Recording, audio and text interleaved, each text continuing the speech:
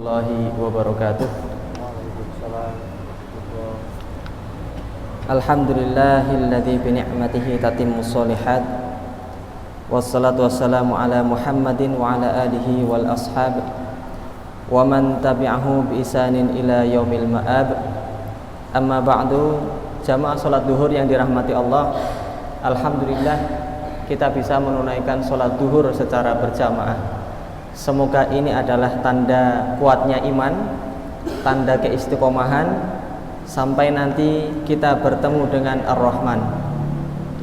Jamaah rahimakumullah, kita akan lanjutkan pembahasan mengenai adab dalam mempelajari ilmu agama atau adab thalabul ilmi yang disampaikan oleh Al-Imam An-Nawawi dalam kitabnya Adabul Alim wal Muta'allim. Jamaah rahimakumullah, sebagaimana para ulama terdahulu dalam mempelajari ilmu agama, mereka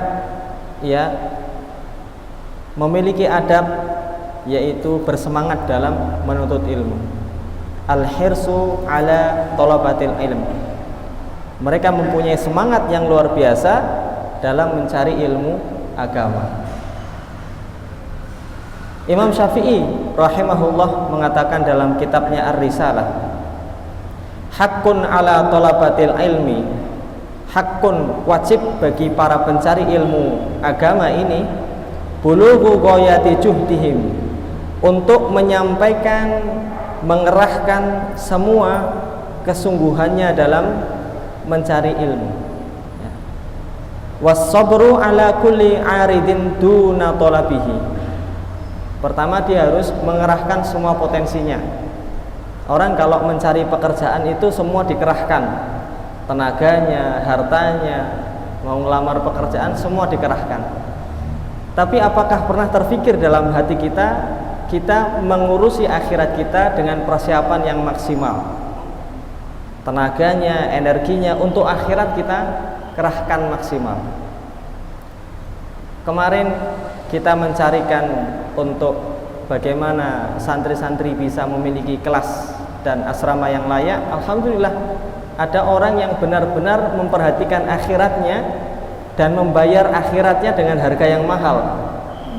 Dia berwakaf, Ustadz, 50 juta.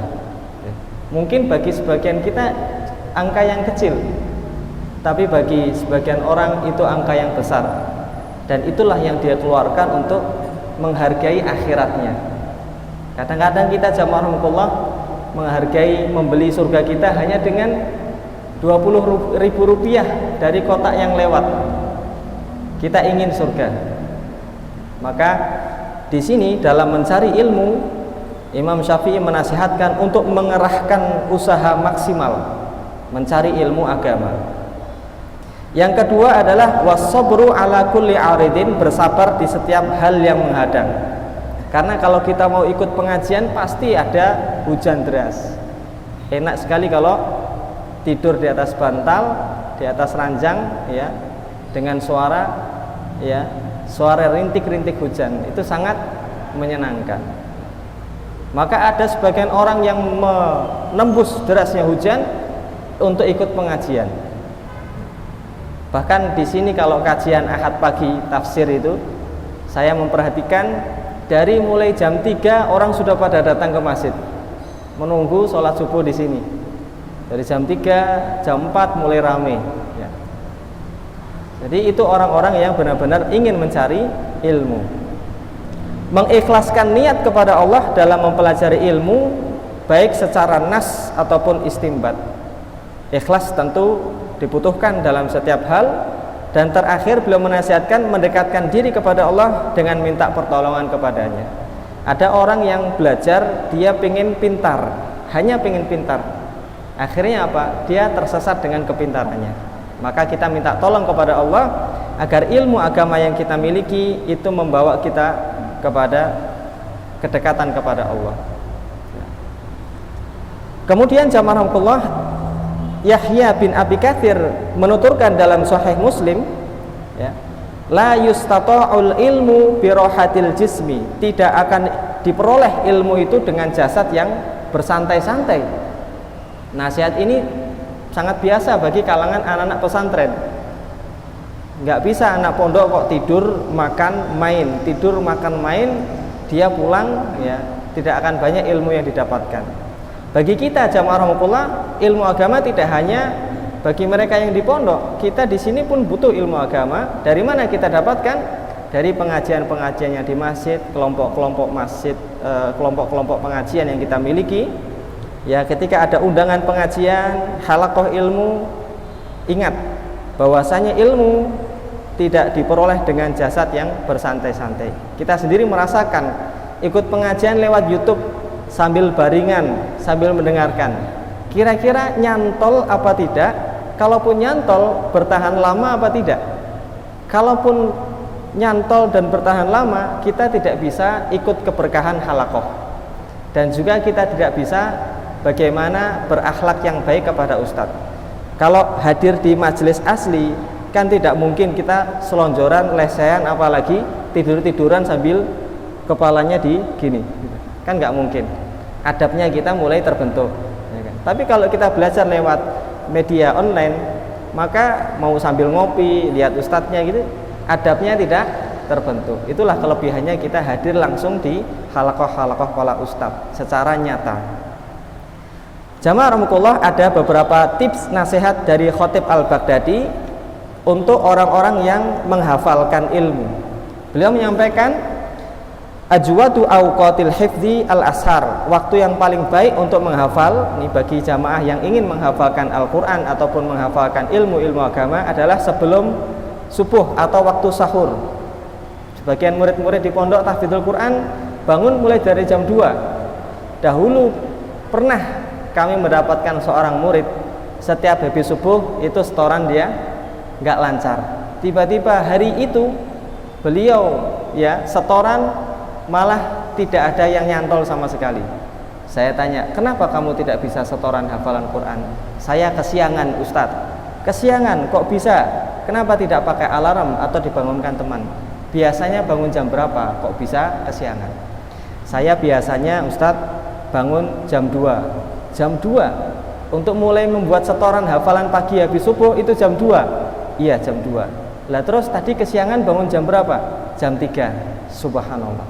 Bangun jam dia bagi dia adalah kesiangan. Adapun kita jam 4 bangun sudah kepagian. Maka jamaah rahmatullah, di luar sana banyak kawan-kawan kita yang bersungguh-sungguh dalam mencari ilmu agama. Kemudian waktu yang tepat untuk menghafalkan adalah pertengahan siang. Ya, sebelum zuhur itu waktu yang masih semangat untuk kita menghafalkan. Lalu waktu pagi hari. Menghafal waktu malam lebih baik ketimbang menghafal waktu siang. Menghafal ketika lapar lebih baik daripada menghafal ketika kenyang. Kalau udah kenyang mau menghafal itu ngantuk rasanya. Tapi kalau lapar kita menghafal dengan semangat. Para ulama dulu menghafalkan dengan lapar. Namun ini adalah masing-masing jamaah rahmatullah. Syekh Sami As-Suqair menasihatkan setiap orang punya waktu dan tempat masing-masing. Kondisinya berbeda. Kuncinya satu. Kuncinya apa? Kuncinya adalah hilangnya kesibukan dalam hatinya. Kalau hati kita sedang tidak sibuk, itulah saat yang tepat untuk menghafalkan Quran. Bisa pagi hari, bisa siang hari. Orang waktunya berbeda-beda, tergantung kondisi masing-masing. Nah, tempat, beliau menasihatkan ya, tempat yang paling baik untuk menghafalkan adalah ruangan. Wa kullu maudhi'in ba'uda 'anil malhiyat. Pertama adalah ruangan dan tempat yang jauh dari hal-hal yang melalaikan. Menghafal itu bukan di depan tumbuh-tumbuhan, bukan di pemandangan hijau, bukan sungai-sungai dan tengah-tengah jalan. Jadi kalau menghafal di pinggir jalan begini agak susah ya. Pertama suara, dan yang kedua sebetulnya dia itu mau menghafal apa mau menghitung jalanan ya, atau mau melihat para akhwat ya gitu. Kan banyak hal-hal yang mengganggu. Dan juga bukan menghafal itu kalau di pondok atau di pemandangan hijau itu sulit ya. Itu sudah pernah kita buktikan. Kita menghafal di pemandangan gunung yang indah, sungai-sungai hijau, burung-burung bersuara, masya Allah. Kita pegangnya Quran tapi pandangannya ke alam semesta. Jadi nggak fokus. Tapi ketika di hadapan kita tembok, kita fokus. Mau yang dilihat kan nggak ada apa-apa, cuman tembok. Jadi kita fokus. Begitulah cara menghafal. Karena biasanya hal-hal itu menghalangi konsentrasi pikiran. Ini nasihat Imam Khatib Al-Baghdadi. Dan terakhir jamaah rahmatullah, tipe orang menghafal ya menurut Syekh Sami As-Suqar itu ada 4. Kita mungkin yang mana? Yang pertama, orang yang hafalannya cepat, hilangnya susah. Ini paling bagus. Orang hafalannya cepat, hilangnya susah. Yang kedua, orang yang hafalannya cepat tapi cepat hilang. Yang ketiga, orang yang susah menghafal, susah hilang. Dan terakhir, ya mungkin saya ini, orangnya yang hafalannya susah, hilangnya cepat. Nah, hafalannya susah, hilangnya cepat. Kayaknya bapak-bapak ini nomor 1 ya. Hafalannya cepat, hilangnya susah. Masya Allah. Amin ya rabbal alamin. Jadi jamaah rahmatullah, apapun kondisinya, semua punya kelebihan masing-masing. Yang penting diniatkan untuk mencari ridha Allah. Moga-moga semuanya dimudahkan dalam mempelajari ilmu agama, diistiqomahkan dalam mempelajari ilmu agama, dan menjadi orang-orang yang dekat dengan Allah karena ilmu yang Allah berikan kepada kita. Wallahu a'lam bishawab. Subhanakallahumma wa bihamdika asyhadu an la ilaha illa anta astaghfiruka wa atubu ilaik. Assalamualaikum warahmatullahi wabarakatuh.